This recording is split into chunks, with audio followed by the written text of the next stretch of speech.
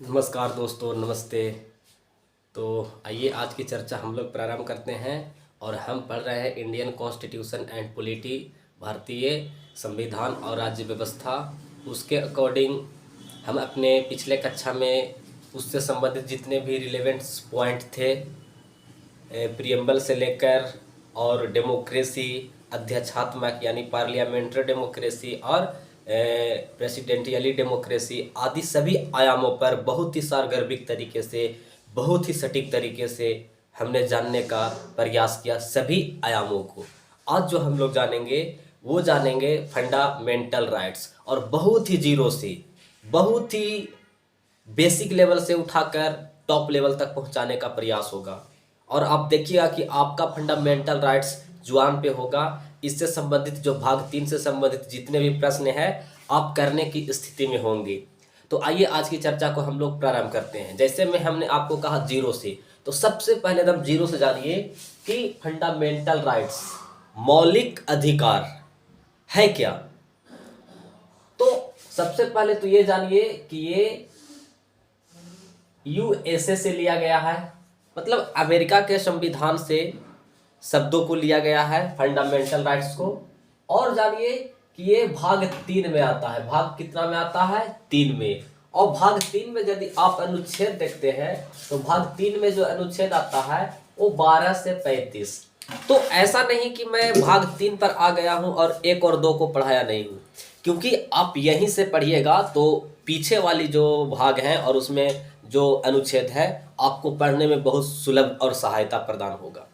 इसलिए मैंने आपको भाग 3 से प्रारंभ कर रहा हूं, जिसमें फंडामेंटल राइट्स और उससे संबंधित जो भी वक्तव्य हैं, जो भी बातें हैं, जो एग्जाम के नज़र से रिलेवेंट है, सभी को प्रदर्शित किया गया है। तो आप समझिए बेसिक से कि फंडामेंटल राइट्स यूएसए से लिया गया है। ये भाग 3 में है। भाग 3 में अनुच्छेद 12 से 35 है। तो ऑल ओवर ये जो आयाम है आपके अंदर पहले बनना चाहिए। ये तो फैक्चुअल हो गया जो ऑल ओवर वनडे एग्जाम में प्रश्न पूछे जाते हैं। अब हम लोग चर्चा करते हैं कि मौलिक अधिकार है क्या, आखिर हम इसको क्यों पढ़ते हैं, आखिर भारतीय संविधान में ऐसी कौन सी बातें हैं मौलिक अधिकार के अंतर्गत जो हर नागरिकों को प्राप्त होना चाहिए। तो आइए उसकी चर्चा प्रारंभ करते हैं। आप देखिए फंडामेंटल राइट्स मौलिक अधिकार, ये मैं फिर बताता हूं, यूएसए से लिया गया है, भाग 3 में है। भाग कितना में है? 3 में है। और भाग 3 में अनुच्छेद कितना है? 12 से 35। तो ऐसा नहीं कि मैं 1 और 2 भाग को छोड़ रहा हूं, उसको भी पढ़ेंगे बहुत ही सारगर्भिक और सटीक तरीके से। लेकिन आपको लय बनाने के लिए हमको फंडामेंटल राइट्स को बताना होगा। उसके बाद हम भाग 1 और 2 पर जाएंगे तो चीजें हम बहुत विजुलाइज और समझ पाएंगे। तो देखिए फंडामेंटल राइट्स यानी मौलिक अधिकार। मौलिक अधिकार है क्या, इसका डिफिनेशन क्या होना चाहिए था, इसका व्याख्या कैसे होना चाहिए था। तो आप देखिएगा कि भारतीय संविधान में, भारतीय कॉन्स्टिट्यूशन में मौलिक अधिकार का कोई व्याप्त परिभाषा उपलब्ध नहीं है। उसके बाद भी हम लोग एक मुल्क में रहते हैं, एक देश में रहते हैं जहाँ पे देश का एक ज्योग्राफिकल कंडीशन है। तो ऐसे में इसका परिभाषा यदि आपसे कोई पूछे तो आप धड़ल्ले से बोलिए कि मौलिक अधिकार वे अधिकार है, मौलिक अधिकार वे अधिकार है जो नागरिकों को भौतिक और नैतिक विकास हेतु जरूरी है। मौलिक अधिकार वे अधिकार है जो नागरिकों को भौतिक और नैतिक होने हेतु जरूरी है, जिन्हें संविधान का विशेष संरक्षण प्राप्त हो। आप साफ शब्दों में बोलिए, एकदम बहुत ही सटीक तरीके से बोलिए कि मौलिक अधिकार वे अधिकार है जो नागरिकों को भौतिक या नैतिक होने के लिए उसे संविधान का संरक्षण प्राप्त है। अब भौतिक क्या? भौतिक का मतलब जीवन जीने का नजरिया, भौतिकतावाद, जिसमें रोजगार उपलब्ध हो, भारतीयों को एक संरक्षण प्राप्त हो सरकार की। तो ये भौतिकता जीवन से संबंधित, आदि व्यवस्थाओं से संबंधित। तो भौतिक और नैतिक होने का संरक्षण प्राप्त हो। नैतिक मतलब वही कि संविधान में नैतिकता की बातें हैं जो हमारे जीवन में भी उतरे और हम उसको ग्रहण करें और उसके मूल्यों के अनुसार जो संविधान में मूल्य है कि नैतिक का क्या मूल्य होना चाहिए, उस मूल्य के अनुसार हम अपना जीवन को बिताएं, ऐसा ही इंटरप्रिटेशन देता है मौलिक अधिकार की परिभाषाएं। तो आपको यह सब बातों को जानना जरूरी है, जिसमें दो की पॉइंट बताएं कि नागरिकों को मौलिक अधिकार वे अधिकार है जो नागरिकों को भौतिक और नैतिक होने के लिए संविधान का संरक्षण प्राप्त है। तो आप यहां से प्रश्न को कर लिया जाएगा। लेकिन देखिए कि भारत में नागरिकों को कितने प्रकार का अधिकार प्राप्त है, कितने प्रकार के राइट्स हैं। तो आइए हम जानते हैं कि भारत में नागरिकों को कितने प्रकार के राइट्स हैं। तो भारत में नागरिकों का अधिकार, पहला पॉइंट देखिए, मौलिक अधिकार फंडामेंटल राइट्स, संवैधानिक अधिकार कॉन्स्टिट्यूएंट राइट, फिर कानूनी अधिकार, कानूनी अधिकार को ही बोलते हैं विधिक अधिकार, संविधिक अधिकार, और यह सभी को बोलते हैं इंग्लिश में लीगल राइट्स। फिर मानव अधिकार यानी ह्यूमैनिटी राइट, मानव होने के नाते कौन सा अधिकार होना चाहिए। तो भारत में लोगों को इस तरह से अधिकार है और इन सभी अधिकारों का अलग अलग नजरिया है। ऐसा नहीं कि फंडामेंटल राइट्स में आप संवैधानिक अधिकार को भी ला सकते हैं या तो संवैधानिक अधिकार में कानूनी अधिकार को ला सकते हैं। इन सबों का पढ़ने का स्टडी ऑफ अप्रोच अलग होगा और व्यवहार में कार्य को निर्वहन करने हेतु सभी चीज़ों का अलग अलग व्यवधान होगा, जिसके बारे में हम अभी चर्चा करने वाले हैं। सबसे पहले चर्चा करते हैं मौलिक अधिकार। आप मौलिक अधिकार में देखिए तो कॉन्स्टिट्यूशन की भाग 3 में वर्णित, संविधान के भाग 3 में वर्णित, यानी भाग 3 में अनुच्छेद कितना है 12 से 35, इसके अंदर जितने भी अनुच्छेद आते हैं वो क्या है, आपका मौलिक अधिकार है। यानी भाग 3 में वर्णित, कॉन्स्टिट्यूशन के भाग 3 में वर्णित जितने भी अधिकार है हम उनको भाग 3 के अंतर्गत देखेंगे और मौलिक अधिकार के अंतर्गत देखेंगे। अगला देखिए संवैधानिक अधिकार। संवैधानिक अधिकार का मतलब समझिए कि संविधान में भाग 3 में, संविधान में और भाग 3 के बाहर हो, संविधान में है लेकिन भाग 3 से बाहर है, भाग 3 से बाहर है, उसी को हम कहते हैं संवैधानिक अधिकार। यानी संविधान में है और भाग 3 से कैसा हो, बाहर हो। जैसे में आप जानिए कि राइट टू प्रॉपर्टी यानी संपत्ति का अधिकार। संपत्ति का अधिकार एक मौलिक अधिकार था जिसके बारे में मैं आगे चर्चा करूंगा, लेकिन उसे संपत्ति के अधिकार को उसे मौलिक अधिकार से बाहर निकालकर उसे अनुच्छेद 301 के तहत उसको उसमें डाल दिया गया और भाग 3 में उसे भाग 12 में उसका स्थान दे दिया गया।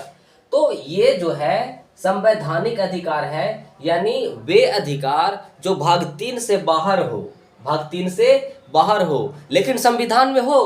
तो ये देखिए ये तो संविधान में है क्योंकि भाग 12 में डाला हुआ है, तो संविधान में हो लेकिन भाग 3 से बाहर हो, वैसे को हम संवैधानिक अधिकार कहेंगे।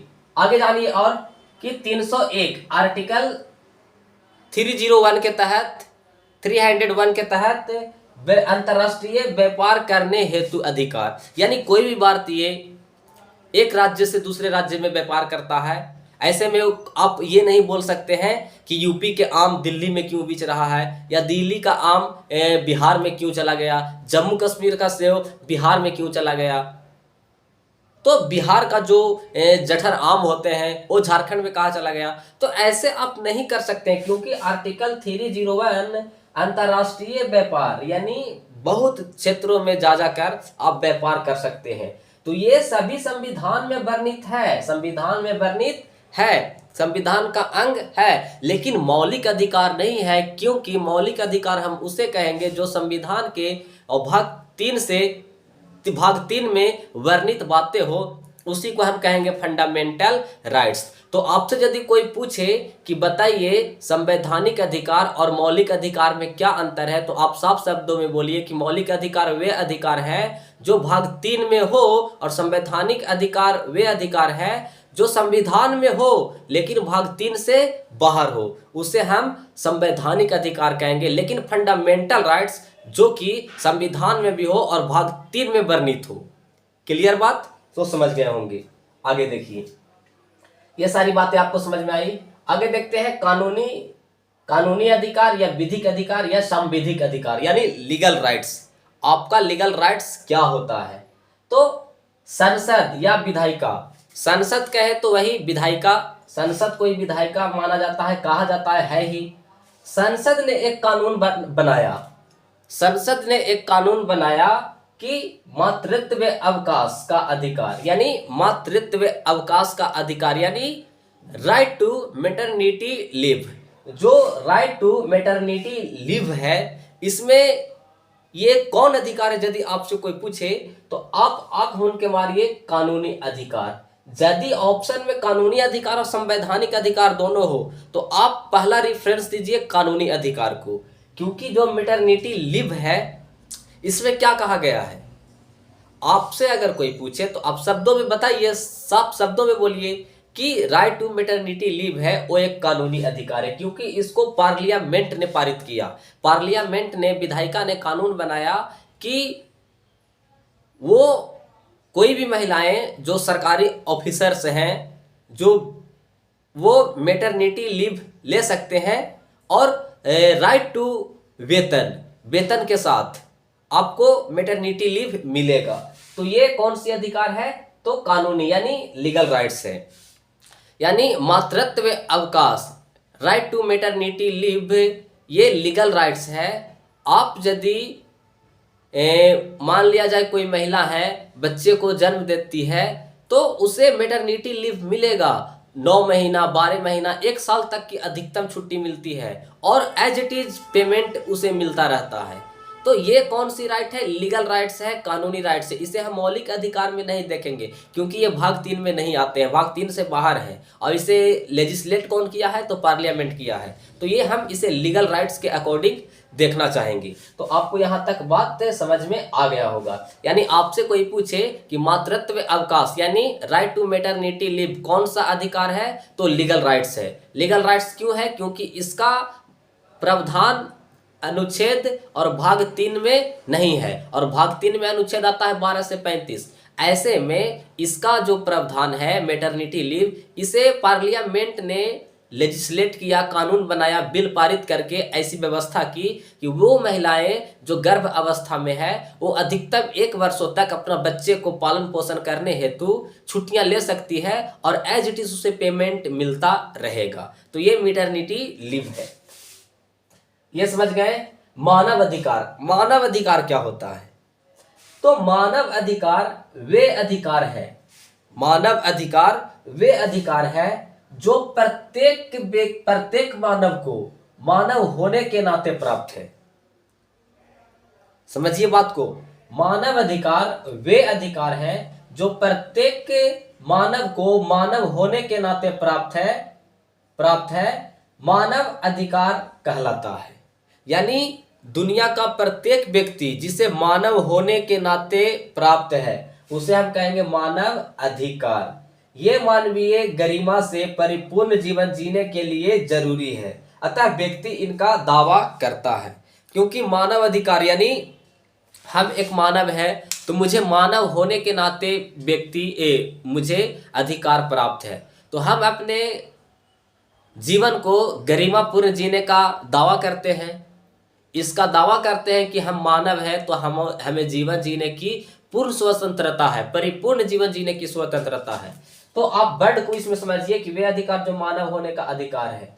अब यहीं पे आप कॉन्सेप्ट समझिए, अगर ऐसा कंडीशन रहेगा कि मानव होने के नाते प्राप्त है तो कहीं ना कहीं टकराव देखने को मिलेगा। कैसे टकराव मिलेगा आप समझिए। मान लिया जाए चुनावी दौर चल रहा है और जो बाइडेन घूमने आते हैं भारत, मैं क्या बता रहा हूं? मानव अधिकार यानी ह्यूमन राइट्स। अगर मानव अधिकार एक मौलिक अधिकार है और मानव अधिकार मानव होने के नाते प्राप्त है लोगों को, तो कहीं ना कहीं इसमें टकराव आएगा। टकराव कैसे आएगा कि मान लिया जाए जो बाइडेन आता है घूमने भारत और चुनावी दौर चल रहा है और मोदी जी से कहे कि मोदी जी मैं भी चाहता हूं कि एक वोट करूं, तो यहां पे मोदी साहब कहेंगे कि आप वोट नहीं करेंगे क्योंकि आपका मतदाता सूची में यहां नाम नहीं है। तो जो बाइडेन कहेगा कि मैं भी मानव हूं, तो यही मोदी जी समझाएंगे कि जो बाइडेन साहब आप मानव भले ही है लेकिन आप इस देश का नागरिक नहीं है। तो इस बातों को समझिए, इसमें विवादास्पद बातें नहीं होनी चाहिए, टकराव नहीं होना चाहिए। कॉन्सेप्ट को आप समझिए। इसको आई रिपीट, मैं पुनः इसे बताता हूं। मानव अधिकार क्या है? मानव अधिकार वे अधिकार है जो प्रत्येक मानव को मानव होने के नाते प्राप्त है, मानव अधिकार कहलाता है। ऐसे में वे मानवीय गरिमा से परिपूर्ण जीवन जीने के लिए दावा करता है, व्यक्ति इनका दावा करता है। अब मानव अधिकार एक अधिकार है जो मानव होने के नाते व्यक्तियों को प्राप्त है भारतीय संविधान के अनुसार। तो आप सोचिए कि मानव अधिकार मानव होने के नाते प्राप्त रहेगा तो कोई भी व्यक्ति दावा कर सकता है कि हमारा अधिकार है, मैं भी वोट डालूंगा। और मान लिया जाए चुनावी दौर चल रहा है भारत में और जो बाइडेन आते हैं घूमने भारत और मोदी जी से कहते हैं कि मोदी जी मैं भी चाहता हूं कि एक वोट डाल के देखूं कि आपका ईवीएम कैसे काम करता है। तो मोदी जी यहां पे कहेंगे कि सर आप वोट नहीं डाल सकते हैं क्योंकि आप इस देश का नागरिक नहीं है। भारतीय कॉन्सेप्ट में आपको नागरिक होना जरूरी है। और ऐसे में फिर कहेंगे जो बाइडेन तो नागरिक तो मैं हूं। तो वही मोदी जी उन्हें कॉन्सेप्ट से समझाएंगे कि ऐसा नहीं हो सकता है। तो आप मानव अधिकार को समझ गए होंगे। अब इसी के दरमियान आगे बढ़ते हैं इसी कड़ी में, तो आपको पता चलेगा कि कुछ ऐसे बातें हैं जिस पर हमेशा प्रश्न में विवाद रहता है, उसको क्लियर करने का प्रयास करते हैं। जैसे में एक पहला है राइट टू प्रॉपर्टी, संपत्ति का अधिकार कैसा अधिकार है। हर तरह के एग्जामों में यूपी पीसीएस में कई बार प्रश्न पूछे गए हैं कि संपत्ति का अधिकार कैसा अधिकार है। कानूनी अधिकार, संवैधानिक अधिकार, मौलिक अधिकार, मानव अधिकार। तो आप यहां पे क्या टिक करेंगे, आपको इस चीज को समझना होगा। यदि प्रश्न ऐसा रहे, यदि प्रश्न का फॉर्मेट ये रहे, तो आपको पहला जो रेफरेंस देना है वो देना है कानूनी अधिकार को। किसको देना है? कानूनी अधिकार को। यदि ये ऑप्शन नहीं रहे तो ऐसे में आप संवैधानिक अधिकार दीजिए, क्योंकि फंडामेंटल राइट्स तो ये है नहीं। अब यदि ऐसा कंडीशन है तो इसमें आपको यह समझना होगा कि जो संपत्ति का अधिकार था वो पहले संविधान का अंग था। जब भारतीय कॉन्स्टिट्यूशन का निर्माण हुआ था तो उस समय मौलिक अधिकारों की संख्या 7 थी, लेकिन संपत्ति के अधिकार को 44 अमेंडमेंट एक्ट 1978 के तहत हटा दिया गया और उसके जगह पर आर्टिकल 21 का ए जोड़ा गया जिसमें शिक्षा की बात की गई।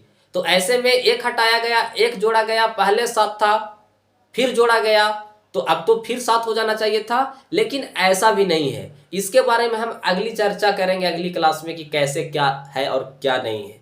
तो अभी ये समझिए कि जो संपत्ति का अधिकार था, जब भारतीय कॉन्स्टिट्यूशन बना था तो उस समय मौलिक अधिकारों की संख्या 7 थी, लेकिन बाद में 44 अमेंडमेंट एक्ट 1978 के तहत उन्हें हटा दिया गया और अनुच्छेद 300 के ए में डाल दिया गया, भाग 12 में डाल दिया गया। अतः एक को हटाया गया तो एक को जोड़ा गया, आर्टिकल 21 का ए, जिसमें शिक्षा की बात की गई। तो एक को हटाया गया तो 6 बचा, फिर एक को जोड़ा गया तो 7 हो गया। तो ऐसे में मौलिक अधिकारों की संख्या तो 7 होना चाहिए वर्तमान में, लेकिन है अभी कितना? 6। अब ये क्यों है इसके बारे में अगले क्लास में बात करेंगे। आगे देखिए। तो आप यहाँ पे समझ गए होंगे चीजों को कि कौन सा रेफरेंस देना है, कानूनी अधिकार देना है कि कानूनी अधिकार है। आगे देखिए, एक प्रश्न उठता है, विवादास्पद बातें रहती है कि मतदान का अधिकार ये कैसा अधिकार है। तो मतदान का अधिकार यदि आपसे प्रश्न आए तो आप आंख मूंद के मारिए कि कानूनी अधिकार है। अगर यदि कानूनी ना हो तब आपको टिक करना है कि संवैधानिक अधिकार है, क्योंकि आर्टिकल 326 में कहता है कि प्रत्येक 18 वर्ष के नागरिकों का बगैर जाति धर्म भेदभाव आदि किए उसे मतदान सूची में नाम दर्ज कराया जाएगा। तो सिर्फ मतदान सूची में नाम दर्ज कराया जाएगा। तो आपको इस चीजों को समझना होगा। और फिर देखिएगा कि इसी के तहत प्रत्येक जनप्रतिनिधि कानून पारित हुआ था कुलदीप नायर केस में, और इन्होंने भी यही वाली बात को, कानूनी वाले अधिकार को ही सही समझा, कुलदीप नायर केस। तो आपको यहां तक समझ में आ गया होगा। तो ये सारी बातें आगे बात होती रहेगी। एक और है जिसके बारे में हम जान लेते हैं, सूचना का अधिकार, आरटीआई, राइट टू इंफॉर्मेशन। ये कानून पार्लियामेंट ने 2005 में पारित किया था। ये बहुत ही इफेक्टिबल लॉ है। आप यदि सूचना मांगते हैं अधिकारियों से तो उसका दायित्व बनता है, उसका लीगल राइट्स बनता है कि वो उस आपको 1 महीने के अंदर में प्रतिक्रिया दे। ये बहुत ही इफेक्टिबल कानून है, आप प्रयोग कीजिए। और पढ़े लिखे लोग नहीं प्रयोग करेगा तो कौन करेगा। आपके आसपास वार्ड लोग करप्टेड हो जाते हैं, मुखिया करप्टेड हो जाता है, ऑफिसर्स करप्टेड हो जाता है। उन लोगों के सामने आप उन लोगों के प्रति आरटीआई कीजिए और जिला से मांगिए कि हमें सूचना मिलना चाहिए, ये हमारा लीगल राइट्स है, कानूनी अधिकार है। तो जब ऐसे प्रश्न आए तो आप बोल दीजिएगा कि जो सूचना का अधिकार है आरटीआई, वो कानूनी अधिकार है। हालांकि कुछ लोग कहते हैं कि ये फंडामेंटल राइट्स है, और फंडामेंटल राइट्स कहने के पीछे वो तर्क देते हैं कि जो फंडामेंटल राइट्स कहने के पीछे तर्क है कि इसमें आर्टिकल 19 का सब क्लोज 1 और सब क्लोज ए आता है, जो विचार और अभिव्यक्ति की स्वतंत्रता देता है। तो ऐसे में ये क्या है, फंडामेंटल राइट्स है, लेकिन इसे ज्यादा उपयोग हेतु नहीं माना गया है। तो आपको यहाँ पे समझना होगा कि सूचना का अधिकार एक कानूनी अधिकार है। अब देखना होगा कि मौलिक अधिकार, यानी भारत का संविधान में जो फंडामेंटल राइट्स है उसे कुछ विशेष संरक्षण प्राप्त है। तो विशेष संरक्षण क्या प्राप्त है, यानी भारत का संविधान में फंडामेंटल राइट्स को 3 रूपों में, 3 फंक्शन में भारतीय कॉन्स्टिट्यूशन को सुरक्षा संरक्षण प्राप्त है। वो किस तरह कि भारत फंडामेंटल राइट्स को उल्लंघन करने पर, फंडामेंटल राइट्स को कोई उल्लंघन करता है होने पर आर्टिकल 32 अनुच्छेद 32 के तहत कोई भी व्यक्ति डायरेक्ट सुप्रीम कोर्ट में जा सकता है। कौन सी कोर्ट में? सुप्रीम कोर्ट में। फिर देखिएगा कि फंडामेंटल राइट्स का निलंबन केवल विशेष परिस्थिति में ही होगा।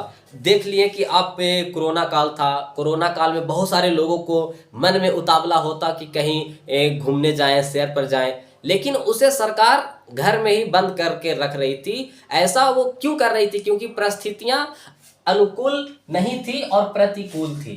तो वही कहा, विशेष परिस्थितियों में मौलिक अधिकार को हम क्या कर सकते हैं? निलंबन कर सकते हैं कुछ ही दिन तक। अगर भारतीय सरकार कहे कि 30 दिन तक प्रेस रिपोर्टिंग सारा बंद रहेगा, तो 30 दिन तक ही ने कहा है, आपको पूर्ण रूप से पुनः प्रतिबंध नहीं लगाया है। अतः कुछ विशेष परिस्थिति है जिसके कारण कोई भी लोग एक जगह पर इकट्ठे नहीं होंगे, यानी विशेष परिस्थिति में। तो तीसरा संरक्षण क्या है कि फंडामेंटल राइट्स में संशोधन संदर्भ विशेष बहुमत से होता है। तो फंडामेंटल राइट्स में कोई बदलाव करना चाहे, विशेष उसके लिए बहुमत होना चाहिए। भारत के आधे राज्य की बहुमत आपके अंदर होना चाहिए। अब देखिए, मौलिक अधिकार की कुछ विशेषताएं हैं, कुछ सीमाएं हैं, इन सब चीजों को भी जान लेते हैं।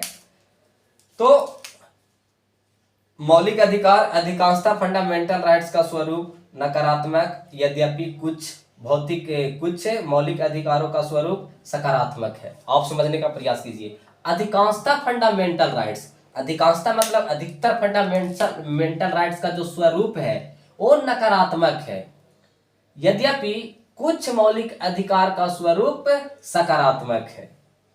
कैसा है? सकारात्मक है। और इस तरह से आपको यहां पे ये बात समझना होगा कि ऐसा क्यों। अब कोई व्यक्ति कहा कि चोरी ना करो, समझने का प्रयास कीजिए। आखिर क्यों कह रहा है कि अधिकतर फंडामेंटल राइट्स का स्वरूप नकारात्मक है, यद्यपि कुछ मौलिक अधिकारों का स्वरूप सकारात्मक है। तो हम नकारात्मक में हम क्या लेते हैं, नेगेटिव लेते हैं, नेगेटिव बात नकारात्मक बात सोचते हैं। सकारात्मक में हम पॉजिटिव लेते हैं। तो अगर आपसे कोई कहा कि चोरी ना करो, असहाय को सहाय बनो, तो असहाय को सहाय बनो, इसमें देखिए तो कोई नकारात्मक वर्ड आया। असहाय को यानी असहाय को सहायता करो, बहुत अच्छा बात। चोरी ना करो, बहुत अच्छा बात। लेकिन ना करो, ना जो लग गया है वो आपको विशेषता दिखा रहा है कि चोरी ना करो, यानी नकारात्मक वर्ड लग गया।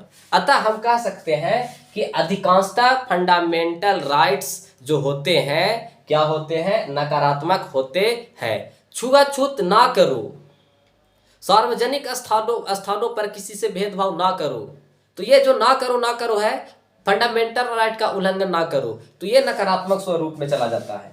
तो यहां से प्रश्न आने की संभावना हमेशा प्रबल होती है। आगे देखिए, मौलिक अधिकार प्राकृतिक अधिकारों की भांति असीमित या निरपेक्षित नहीं है। यानी कुछ लोगों का मानना है कि मौलिक अधिकार जो है वो स्वतंत्र है, मौलिक अधिकार स्वतंत्र है, अतः व्यक्तियों पर कोई अंकुश नहीं होना चाहिए, कोई सीमाएं होनी नहीं चाहिए। तो सीमाएं क्यों नहीं होनी चाहिए? इतने बड़े देश में, इतने बड़े जनसंख्या वाले देश में लोगों पर यदि आप सीमाएं नहीं लगाते हैं तो लोगों अपने मन की मर्जी जो चाहे वो करे। तो ठीक है, प्राकृतिक के द्वारा आपको कुछ संरक्षण प्राप्त है, लेकिन भारत में आप एक नागरिक होने के नाते, भारत के लिए आप रिस्पॉन्सिबल होने के नाते, भारत एक कॉन्स्टिट्यूशन के माध्यम से चल रहा है, उसके होने के नाते आप पर सीमाएं लगाई जा सकती है। तो यही कहा कि कुछ, आगे देखिए कि मौलिक अधिकार परिवर्तनीय है, यानी फंडामेंटल राइट्स परिवर्तनीय है। परिवर्तनीय का मतलब कि उसमें कोई आप परिवर्तन नहीं कर सकते हैं। यदि आपका एक बच्चा है और गवर्नमेंट स्कूल में जाता है एडमिशन लेने, मास्टर साहब बोलते हैं कि देखिए जगह नहीं है, मैं कहाँ एडमिशन लूँ, मैं कहाँ पढ़ाऊँगा, एक एक के कोने कोने का जो बेंच है फुल है। तो ऐसे में आप कहेंगे कि मास्टर साहब हमारे बच्चों का एडमिशन होना बहुत ज़रूरी है, आपका जो विद्यालय का जगह कम है, तो ऐसे में आप विद्यालय बनाओ और बिल्डिंगें खड़ा करो, लेकिन ये मेरा परिवर्तनीय अधिकार है, फंडामेंटल राइट्स है, बच्चों का शिक्षा मिलना चाहिए। तो ऐसा आप बात कहेंगे। आगे देखिए, कुछ फंडामेंटल राइट्स भारतीय नागरिकों को ही प्राप्त है, जबकि कुछ फंडामेंटल राइट्स नागरिकों के साथ साथ विदेशियों को भी प्राप्त है। आपको पता है कि कुछ अधिकार जो है फंडामेंटल राइट्स वो सिर्फ और सिर्फ भारतीयों के प्राप्त है, लेकिन नागरिक होने के नाते कुछ अधिकार हैं जो आपको विदेशियों को भी प्राप्त है। तो ऐसा नहीं है कि आपको ऊपर अंग्रेजों का उपनिवेश रहा था, अंग्रेजों ने आपको शासन किया था, तो कल अंग्रेज घूमने आए लाल किला, ताज, इंडिया गेट, तो आप उस पर अटैक कर दे। तो ये कहीं ना कहीं विदेशियों को भी संरक्षण प्राप्त है। आगे देखिए कि मूल कॉन्स्टिट्यूशन में फंडामेंटल राइट्स कितना थे, 7 था, और लेकिन 44 अमेंडमेंट एक्ट 1978 के तहत संपत्ति के अधिकार को हटा दिया गया और अनुच्छेद 300 के ए में डाल दिया गया, और उसके स्थान पर क्या जोड़ा गया, तो शिक्षा का अधिकार। इसीलिए हम फिर यहाँ पे आपको बता रहे हैं कि आर्टिकल 19 के सब क्लोज 1, इसको सब क्लोज पढ़ते हैं जब ऐसे हॉल में बंद हो, तो इसे सब क्लोज 1 और सब क्लोज ए, संपत्ति अर्जन करने, बयान करने, धारण करने आदि का अधिकार था, लेकिन इसको हटा दिया गया। और फिर आर्टिकल 31 में कहा गया कि यदि आपसे कोई संपत्ति लेता है तो उसका मुआवजा देगा, क्या देगा, मुआवजा देगा। अतः इसलिए भाग 12 में अनुच्छेद 300 के ए में डाल दिया गया। अब 86 एक और संशोधन हुआ, 86वां संविधान संशोधन 2002 में, इसमें एक नया अधिकार जोड़ा गया, आर्टिकल ए, शिक्षा का अधिकार। आपको समझ में आया, जिसे हम फंडामेंटल राइट्स के रूप में देखते हैं। लेकिन आज भी भारतीय संविधान में कितना मौलिक अधिकार है, तो 6। 86वां संविधान संशोधन यानी 86 से संविधान संशोधन के तहत 2002 में क्या जोड़ा गया, तो शिक्षा का अधिकार जोड़ा गया, जिसे मौलिक अधिकार के तहत तो काउंट करते हैं, लेकिन उसे उसके दायरे में नहीं रख सकते हैं। तो आपको बताना होगा, यानी आपसे प्रश्न पूछे कि मूल संविधान में मौलिक अधिकारों की संख्या कितनी थी, 7 थी, लेकिन बाद में 44 अमेंडमेंट एक्ट 1978 के तहत संपत्ति के अधिकार को यानी राइट टू प्रॉपर्टी को मौलिक अधिकार से हटा के अनुच्छेद 300 के ए में डाल दिया गया, यानी भाग 12 में डाल दिया गया, और उसके जगह पर 86 से कॉन्स्टिट्यूशन अमेंडमेंट एक्ट करके उसके स्थान पर 2002 में आर्टिकल 21 का ए जोड़ा गया और उसके तहत शिक्षा का, एजुकेशन का प्रावधान किया गया। यानी आपको ऐसे समझना होगा कि 44वां संविधान संशोधन यानी 86 अमेंडमेंट एक्ट 2002 के तहत यानी 2002 के तहत एक नया अधिकार जोड़ा गया जो आर्टिकल 21 के ए में था, और वो कौन था, शिक्षा। लेकिन उसे भी मौलिक अधिकार में नहीं डाला गया। तो क्यों नहीं डाला गया, इसके बारे में हम बात करेंगे अगले क्लास में। लेकिन इसको मैं पुनः आपको एक बार और बता देता हूं कि मूल संविधान में जो आपका संविधान था, मूल जो वर्तमान में जो प्रारंभ के दौर में जो संविधान बना, उस संविधान में जब संविधान का निर्माण हुआ था तो उस संविधान में मौलिक अधिकारों की संख्या 7 थी, लेकिन बाद के काल में 44 अमेंडमेंट एक्ट 1978 के तहत राइट टू प्रॉपर्टी को मौलिक अधिकार से बाहर निकाल दिया गया और अनुच्छेद 300 के ए में, आर्टिकल 300 के ए में और भाग इसे 12 में डाल दिया गया, और उसके स्थान पर देखिएगा तो 86 अमेंडमेंट एक्ट 2002 के तहत एक नया वर्ड जोड़ा गया, शिक्षा का अधिकार, और उसे आर्टिकल 21 ए के तहत उसे रखा गया। तो आपको ऑल ओवर फंडामेंटल राइट्स के बारे में इतना ही जानना होगा। अब आप सोचिए कि एक जोड़ा गया और एक हटाया गया, तो एक को हटाया तो एक को तो पुनः जोड़ दिया, तो 7 होना चाहिए मौलिक अधिकार, लेकिन फिर भी हम उसे क्या कहते हैं, आज 6 ही देखते हैं। तो ऐसा क्यों, अगले क्लास में जानेंगे। तो आपको ये सभी बातें समझ में आई होगी। तो उम्मीद करता हूं कि आज की क्लास बहुत ही अच्छा और बहुत ही शानदार रहा, और फिर मैं इसे पुनः रिवाइज कराता हूं क्योंकि बहुत इंपॉर्टेंट चीज है। तो इसे मैं पुनः रिवाइज कराता हूं, और मैंने आपको बताया कि जब भारतीय संविधान बना, इसे मैं रिवाइज करा रहा हूं कि जब भारतीय संविधान बना तो उस समय मौलिक अधिकारों की संख्या 7 थी, लेकिन बाद के काल में 44 अमेंडमेंट एक्ट 1978 के तहत जो राइट टू प्रॉपर्टी था, संपत्ति के अधिकार था, उसे मौलिक अधिकार से बाहर निकाल दिया गया और बाहर निकाल के अनुच्छेद 300 के ए में और भाग 12 में डाल दिया गया, और उसके स्थान पर 86 अमेंडमेंट एक्ट 2002 में एक नया वर्ड जोड़ा गया, शिक्षा का अधिकार, और उसे आर्टिकल 21 के तहत 21 ए के तहत रखा गया। लेकिन अब सोचिए कि एक को निकाला गया, एक को जोड़ा गया, तो पहले था 7, एक को निकाला 6, और फिर निकाला और फिर एक को जोड़ा, तो 7 होना चाहिए था। लेकिन आज वर्तमान में भी फंडामेंटल राइट्स कितने हैं, तो 6 है। तो 7 क्यों नहीं हुए, क्योंकि एक तो जुड़ा था। तो इसके बारे में अगले क्लास में चर्चा करेंगे, मुलाकात होगी अगले क्लास में। Thank you all of you. जय हिंद, जय भारत।